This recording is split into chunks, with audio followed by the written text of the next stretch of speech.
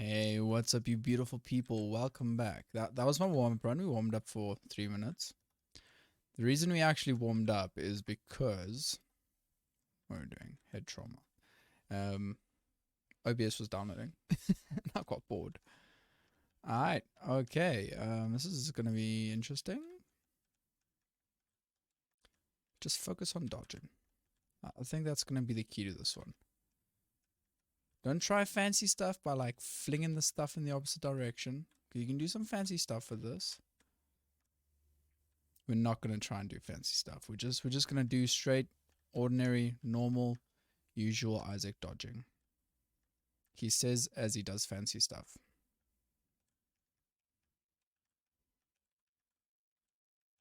There's some more fancy stuff for you. Okay, I can't stop myself from doing fancy stuff. That's going to be a problem. Yeah, this challenge shouldn't be the end of the world as long as we keep dodging. Isn't that just how Isaac works, though? Ooh, Spirito Harto. Wouldn't mind that. Get trapped. Oh, he escaped my trap. I was listening to a podcast on the... I think his nickname was like Iron Wells. He's the guy that fought Napoleon. I think he fought Napoleon. I didn't finish listening to the podcast because I had to get out of my car and into my house. Yeah, he had a big hand in the Napoleonic War, if we can at least put it like that without being judged too harshly. Okay, I'm just gonna leave that there. We did also get a cent. Oh no. Yeah, he had a hand, if we can just put it that way, in the Napoleonic War. And oh, bugger off. Bruh. I can't dodge them if they don't jump anywhere. I know that sounds ridiculous, but you expect them to jump and then they don't jump. Hey, 1 to our damage because our damage is our lowest stat. That's actually like pretty good. Anyways, I was listening to a... What?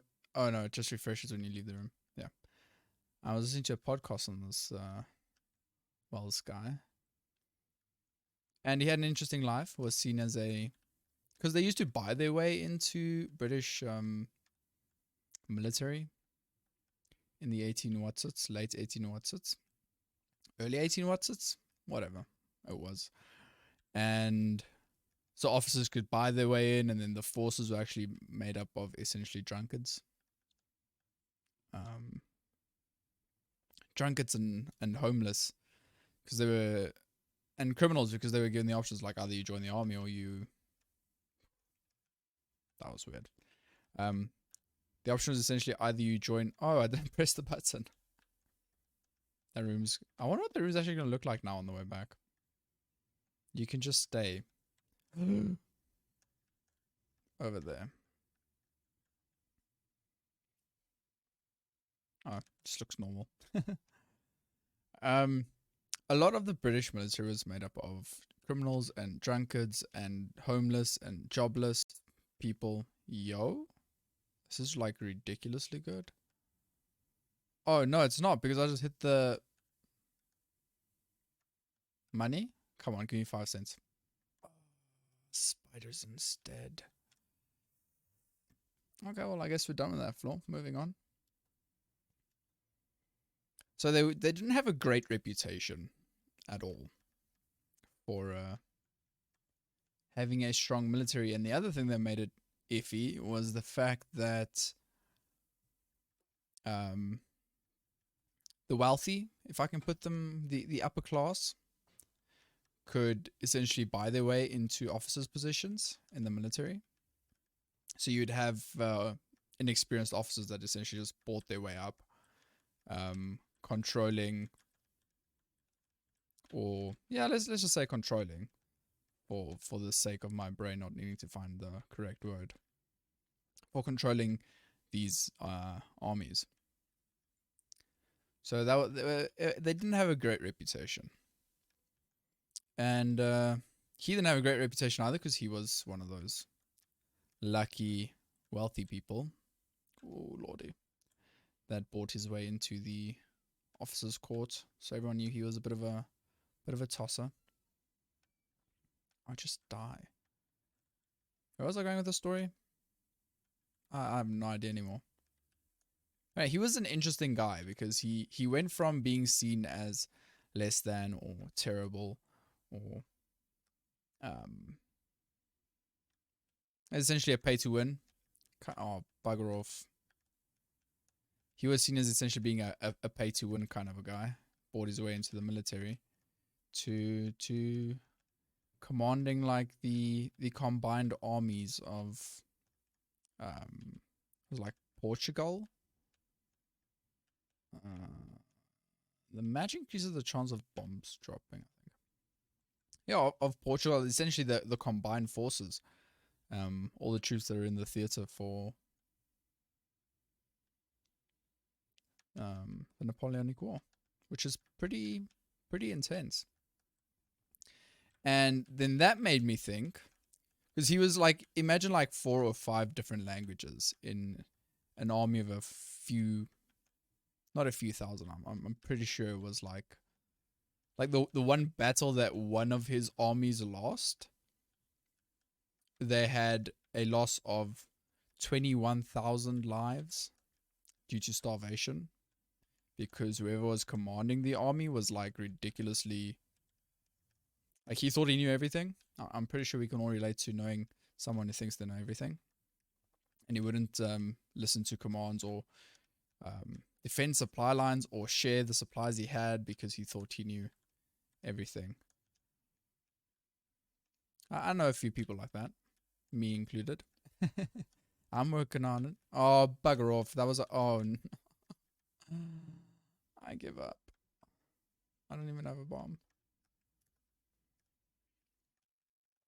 I just need to get like some of the lucky items, you know? You get some of the like pajamas and those. I'm scared of this guy while he's concussed, by the way. That's why I'm kind of staying away from him most of the time, because I do not trust him when he's concussed. Because he jumps so much faster than he used to before Repentance came out. Ah, there goes the deal with the devil chance. 1%, boys, let's go. 1%. Hit me with the 1%. I want to be the 1%.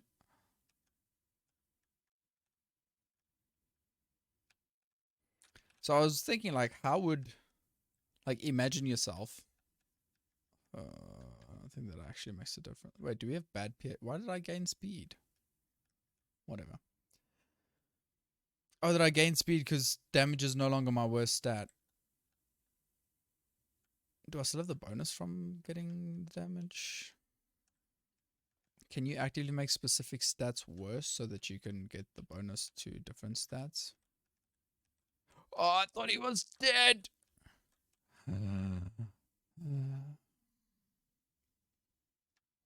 I got keys. They're multiplying. So I was wondering, how would it feel to be firstly in charge of an army when everyone's looked down on you your entire life? And then I wondered what it would be like having to command an army that spoke a bunch of different languages. An army comprised of, I almost said slaves. This is not Game of Thrones. An army comprised of drunkards and criminals and people who just joined the army so that they wouldn't starve. Wonder what that'd be like. Imagine you're trying to give commands and it has to go through like an extra 10 people that need to translate. Imagine the broken telephone. Y'all ever play broken telephone as kids? Where you tell one person something and then you hear what they say and they carry it over to the next person, next person, next person, and then like 10 people down the line you hear what everyone thinks you said. We just always made it wrong on purpose, which completely defeated the point of the exercise. But, you know, I never understood what the point of that game was, so I just always said the wrong stuff. I always said the red hearts there. Man, I'm not enjoying this challenge. If I can get carried with some HP items, I'd appreciate it. And also if my lizard brain could do a bit of this dodging so my monkey brain doesn't have to, I'd appreciate it. Oh, you're gonna suck.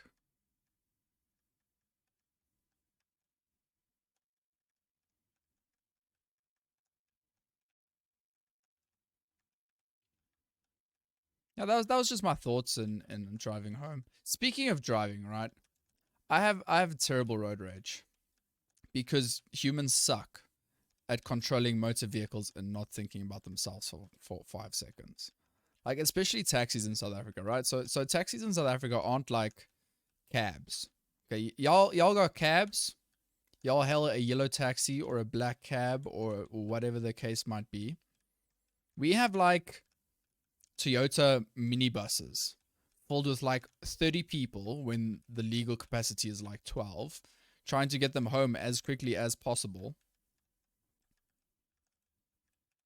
Sorry, my brain melted.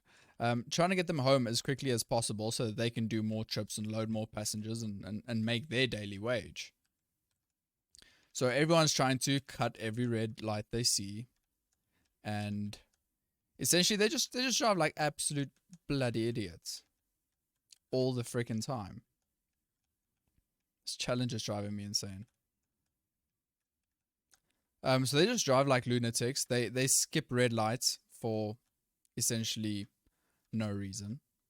Like it, and it's not like the lights kind of going. Like I even do the thing where the lights kind of going. Like you know it's gonna go red, but also you know that the other people aren't gonna drive, so you're actually fine. Like these are all really nice, but could one of them be a bomb pull? Like we all every now and then, I don't know about other countries, but here you kind of drive however you feel, and as long as no one dies, you did a good job. Is he immortal? Oh, red fires. How did I not even notice the red fires? That makes no sense, Paulie. Oh, baby, you knew it was going to happen. I knew it was going to happen. So these people whose livelihoods depend on them carrying as many people as far and quickly as possible, stopping wherever they might need to pick up more people and squeeze more people into a motor vehicle that is already double its carrying capacity, legal carrying capacity. These people are the only real mode of public transport in South Africa. You have taxis and you have buses, and buses kind of do the same thing, except it's a mother truck and bus, guys. They just drive wherever the hell they want. And I've heard people talk about how it's like driving in countries like India. Like, especially my sister was in India. My sister and her husband were in India for... He was there for like a year and a half, and I think she was there for either a year or like 2/3 of a year or something. Oh, yeah. I do want that spirit heart, but I also want the secret room. I don't have a bomb. And I think places like India is still bad. I've seen some stuff, driving stuff from China and like Russia, and yeah, I think those are worse. Oh, but these two are actually pretty good at dealing at these guys because they come from both directions. And you don't just stand on diagonal. Like I've seen videos, like I've seen the angry Russian drivers that used to be all the rage on YouTube. I've seen the dash cam rage videos and accident videos on the dash cams and everything like that. I've seen the Indian traffic. I've seen this. Like I know what y'all are going through. And like they tuk tuks for public transport because I mean the roads are too busy to get anywhere with anything else. Give me a bomb. One play bomb. Saying just go alone. If only I had friends. And I honestly think that I'd rather go in a chaotic tuk-tuk than a road in South Africa. Because, dude, like, if I'm pretty sure we have the most dangerous city in the world now. Pretoria, the one that's 10 minutes from our house. And we have the highest murder rates per capita, I think. I think we might actually be second. I need to walk on this. I don't have a choice. I thought it was optional. I was going to decline the offer. And I've been curious. Oh Lord Almighty, this is going to be horrible. So this is where I die.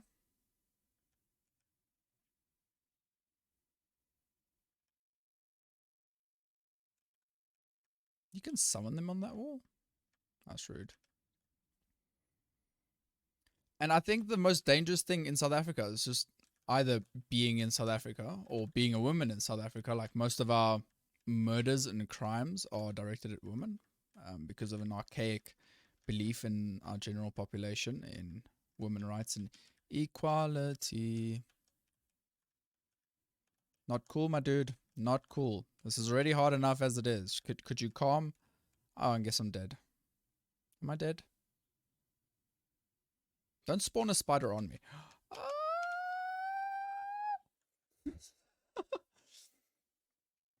Anyway, so highest murder rate per capita, I'm pretty sure. And I feel unsafe outside of my car. But I also feel unsafe. Oh, I should have pushed that over here. But I also feel unsafe inside of my car. So what is a boy to do? No, we need bombs. Hit me. Moonstar's not going to do anything for us right now. Connie could have hit me with something better than that.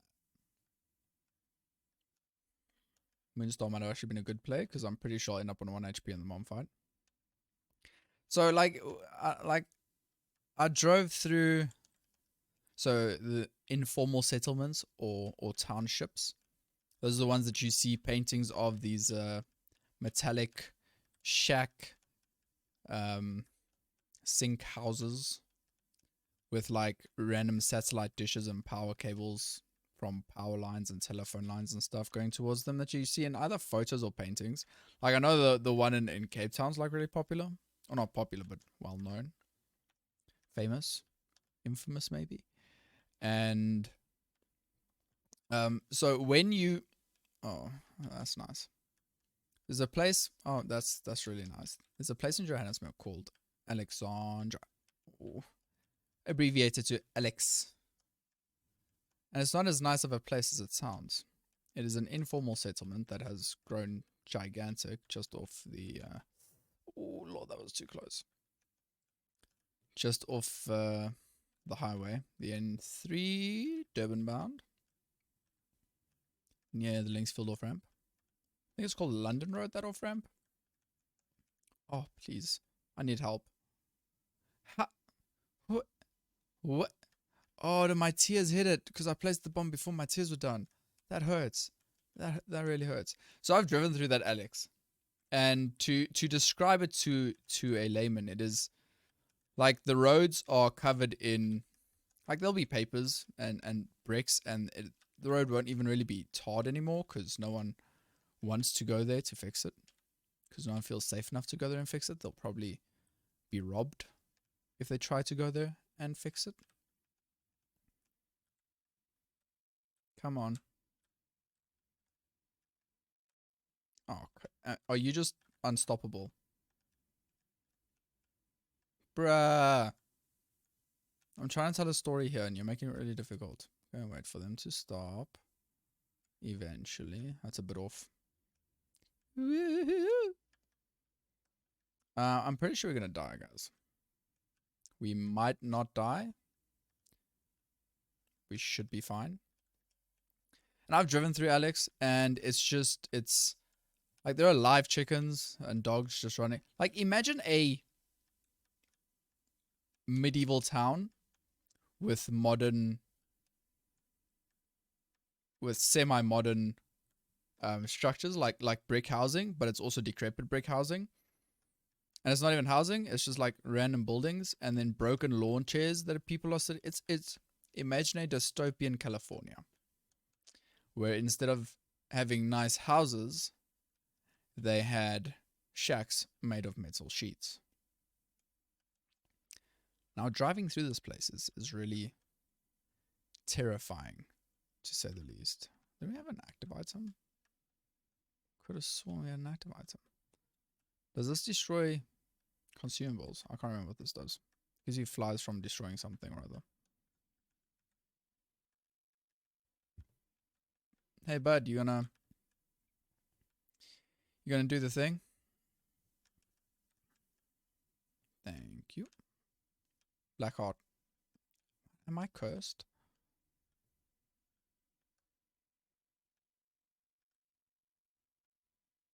Oh, it would have been much better to use my bomb. Oh my lord, there's 2 of you.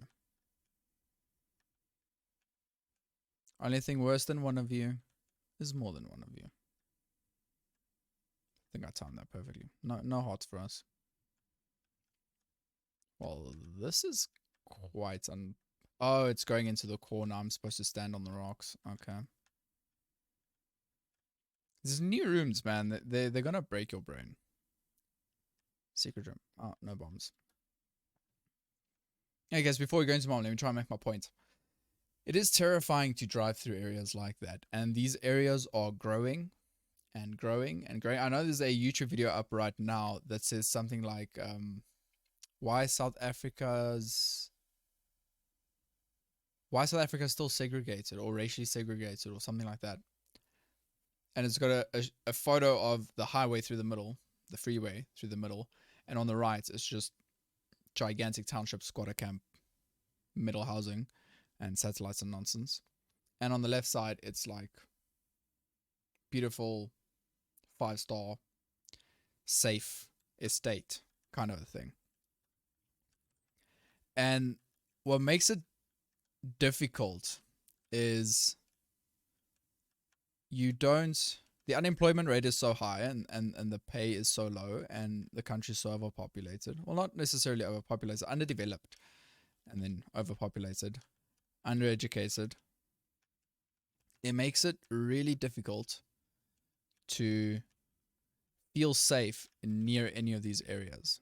Like if you're on the N3 driving past Alex, you're like, oh, this is the Alex off ramp, and you just keep driving and you see people like on the side of the highway or crossing, like just walking across the freeway like a bloody madman.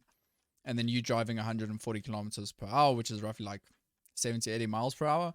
In the fast lane, you need to dodge someone who just decided, oh, they're walking across the highway because it's the closest way to get to whatever they need to get. And I've had it where I've worked, I think it was when we did an Elizabethan themed fine dining like catering event for, I can't even remember what. I'm going to die and I'm going to be so freaking mad. Give me a second. Oh, come on. I stepped out of her fucking foot. Oh, Jesus. I have to do this again. So we're doing like a catering, an Elizabethan, I've lost the word now. An Elizabethan themed catering event. And I do think the minimum stats or points to your low stats thing can be shifted by lowering your other stats. In any case. So we did that, and on the way home, I think it was like 2 or 3 in the morning when we finally finished. And I still had to drive like 50 kilometers, which is 20 miles-ish, I think. Like 3 o'clock in the morning. And I was going about 140 in the fast lane, and I just see this random shadow appear on the cement, on like the cement divider, dividing the traffic on the highway, on the freeway. And I'm like, what the hell's that? And as I get closer, it's a guy that was standing on the middle of the freeway taking a pee against one of the like lamppost street lights on the highway. Just next to Alex, just chilling in the middle of the highway or the freeway between the oncoming traffic's division and the traffic or the going traffic that If it's oncoming, then it's ongoing traffic, I assume. I don't know. Between the two directions of the traffic, it's just the guy standing in the middle of the road, peeing against what I would describe as a street light for no apparent reason other than I guess he needed to pee. If that guy stepped out like 5 seconds before I saw him, I would have hit him.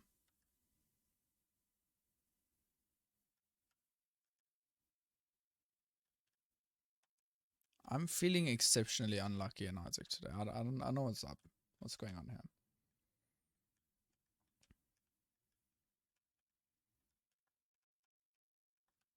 And stuff like that just makes you like you have to think for everyone else and you need to think for yourself. It gets exhausting.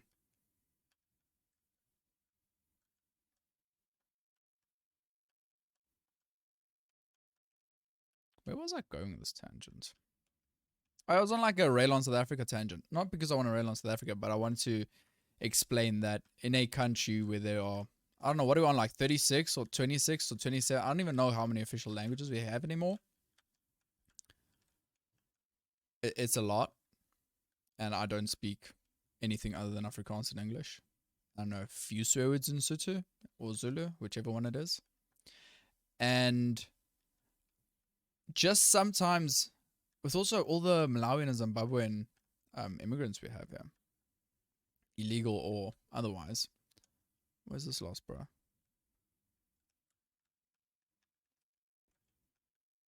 It's like you have a saw blade attached to your forehead. It gets pretty difficult sometimes to communicate with people.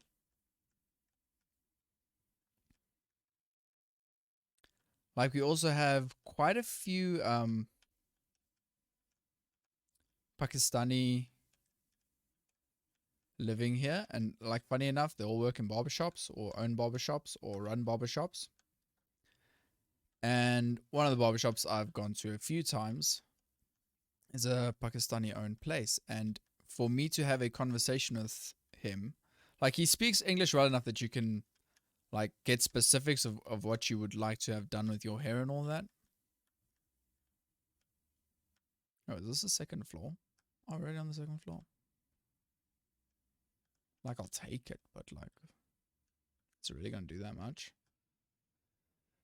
Should probably have explored the rest of the floor and got a money because we don't get item rooms, which makes it a bit more difficult to get some good stats. Why, thank you, sir. And like, so you can have a normal, like, cut my hair like, I don't know, David Beckham, or cut my hair like Taylor Swift, and like whatever strokes your fancy. You can have that discussion with them, and he'll understand what you're saying. Oh, so I'm picturing and be like, oh, okay, like I get it. I can do that for you. And then he'll ask you, oh, we're dead. Then he'll also ask you like, do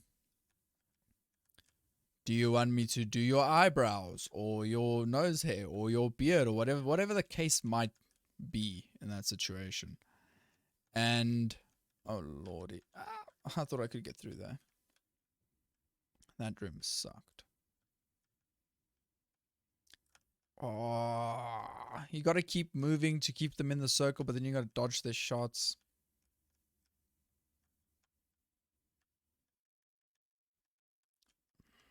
I thought he would get concussed by the tears, but apparently not. So like ordinary communication, yeah, it's pretty normal, you know.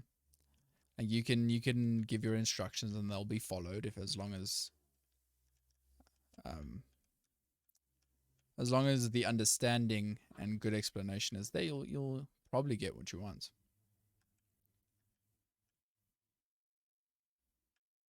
Dude, I really want options. We do have 9 bombs, so let's use them. Oh, exact money, baby. So give us a better chance of getting maybe. I don't think you can blow this up correctly.